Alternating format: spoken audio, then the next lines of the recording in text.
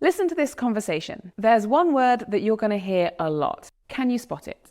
So you know how I told you that this month I've been doing loads of overtime and working on that project? It's finally paid off because I got my boss to agree. No way. You get to go to Paris? Yeah, I get to go to Paris. And I'm hoping that if I have time, I'll get to visit loads of great museums, and I might even get to go up the Eiffel Tower. No way, I never get to go anywhere for work. Yeah, I know. But anyway, I might even manage to get them to book the Ritz for me to stay at. Oh, I'm so happy for you. English lessons.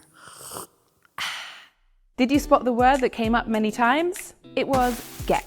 Get has many meanings, but in this context, it's used to describe achieving something that you wanted. You can use this just with one person, or you can have a second person involved as well. So if it's just for one person, we just use the verb get and then the infinitive. So for example, I get to go to Paris for work. This means that you wanted to go. You're happy to have the opportunity. You could use it in the future. Maybe I'll get to visit the Eiffel Tower. In the past, last month, I got to see my favorite band. It can be used in lots of different situations. The second case is when it involves another person. And this is about persuading someone to do something that you want. I got my boss to agree. I persuaded my boss to do what I wanted. You can use it for opportunities, but you can also use it for less exciting things like I got my sister to do the washing up for me.